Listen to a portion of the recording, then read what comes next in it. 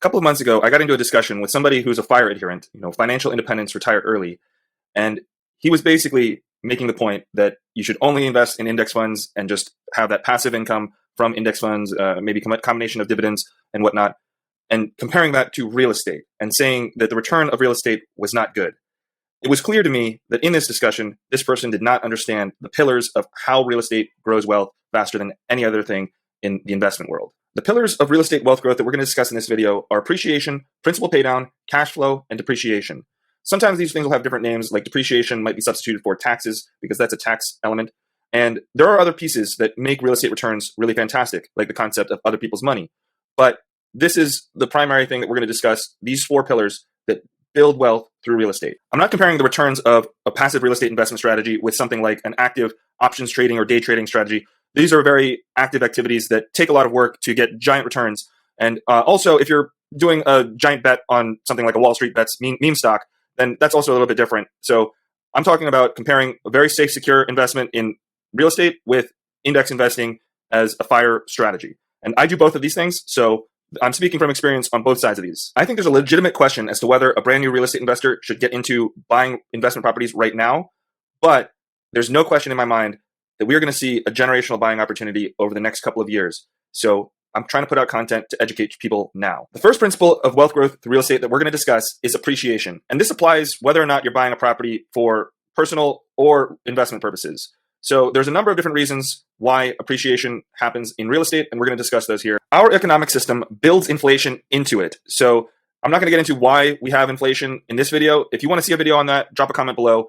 But know that there is inflation inherent to our economic system, and it is one of the main driving forces behind real estate. Because as money becomes less valuable, the values of the real estate will adjust to align with that value. Another driver with really anything is supply and demand. So if you buy a property in a high demand area, then that means that can drive prices up.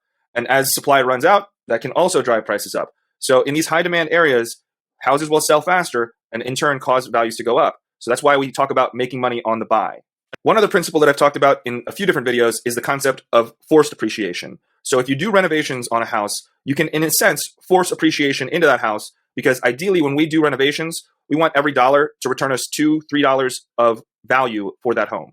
The other pillar of real estate wealth growth also applies if buying as your primary residence, and that's principal paydown or amortization. So when you have a fixed rate loan that is an amortizing loan, that means over time you're going to be making payments that partially go to interest and partially go to principal, and that principal reduction becomes equity in that home. You can think of this principal paydown as a forced savings mechanism. When you make these mortgage payments, part of that is going to principal, adding to your equity in that property, and in turn, it's like putting money in a savings account. In real estate investment, or if you're buying as your primary residence, we also have a concept of interest-only loans or adjustable rate mortgage loans, also known as ARMs. These are things that you might want to use for bridge financing at some point, but I don't recommend doing this when you're starting out in real estate investment. The next pillar of real estate wealth growth is cash flow. And we don't consider anything cash flow unless we have considered all of the expenses for a given property. So let's walk through what the expenses are that we account for when calculating cash flow for a property. We need to have homeowners insurance and ensure that it is a policy that covers landlords for the different things like liability considerations on a property. So we usually account around 5 or 10% for normal maintenance like paint, flooring, and different plumbing issues, whatever might come up with normal maintenance on a rental property. In most cases, I like to use property management so that I can be as hands-off as possible on my rental properties. But there are certain circumstances where you may not want to do that. An example can be short-term rental in order to get some tax benefits from that if you self-manage. But generally, we account for about 10% in property management costs. We also want to put away around 5 or 10% for capital expenditures, like replacing a roof or an HVAC system, because those can be big expenses that we also want to account for. We also need to consider for times when our property will not be rented, and that is called vacancy. And we put around 10% away to account for this. Some other types of expenses might be certain utilities or HOA fees and a number of other things, but we're not going to go over every single one. Just know that you should be assessing every single expense that comes in for a property to establish what the cash flow is. And once we've had this cash flow established, we can calculate what's called a cash-on-cash return. Let's walk through a quick example where we might buy an apartment building for $500,000 as the purchase price. We put 20% down, or $100,000, and then after all expenses, we're cash flowing $6,000 per year.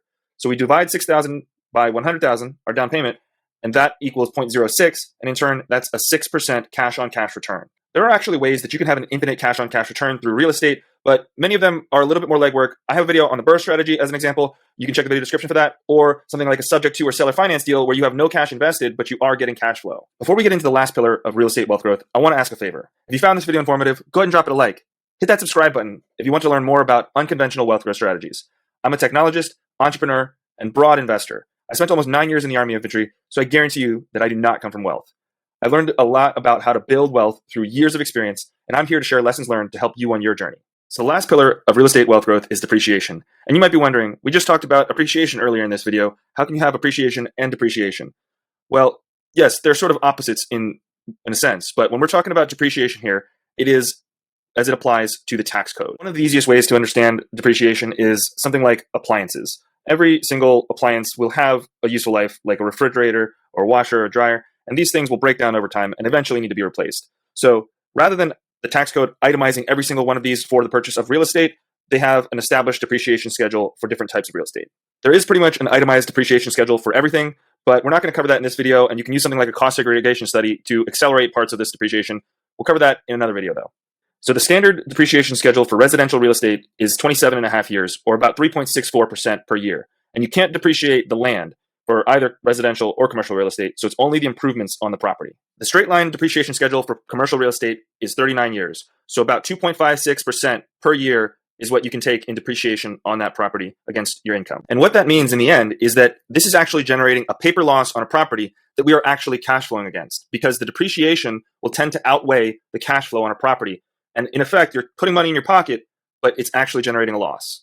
In summary, let's put these pieces together. We buy an asset that is increasing in value or appreciating. When we make mortgage payments, we're paying down the principal and increasing our equity in the property. We then rent the property out to cover all of the expenses that include that mortgage payment, and our cash flow is what we have left over before taxes. When we file our taxes, we claim depreciation to generally offset all of the income from the property. So all of that cash flow is basically cash in our pocket. I'm not going to get into a detailed comparison with all of the different income generating strategies that are out there, but most of them will not have the same tax advantages that real estate investment does. I do have a video on an options trading strategy that I actually use and implement, and it's a good income generating strategy. If you're interested in that, check out the video description to see the full video breakdown. In the realm of real estate investors, you will commonly hear this concept of OPM, or other people's money. And it's inherent in all of this and in these pillars of wealth growth through real estate. We are using cash flow that is generated from a rental property to pay off our mortgage. And in effect, this is using other people's money to build our wealth. And the reason that we're able to do this is everybody needs shelter. And so we're purchasing assets that everyone needs that are going to safely hold and increase in value over time. And there's nothing else like this. So that is why real estate is something that you can use other people's money to grow your wealth with. In conjunction with real estate investment, I'm capitalizing my overfunded cash value life insurance policies. Some people call this the infinite banking concept, or a number of other names. But when I discovered this concept a few years ago, I knew it was perfect for real estate investment. It's where I keep my reserves so they can continue to give me good returns when not in use. Or when I borrow against my cash value, I pay anywhere between 2 and 6% to the insurance company, but I could be earning significantly more on those same funds. If you want to know more about this concept, I'll leave links in the description below to other videos. You can also find a link to book a meeting with me. If you made it this far, make sure you drop me a like and hit that subscribe button. Leave any questions or comments below. If you want to see my video on real estate infinite investing using the BRRRR strategy, click here. If you want to see the video on how to turn $3,000 a month into $1 million net worth in about 10 years, then click here. Thanks for watching, and I'll catch you in the next one.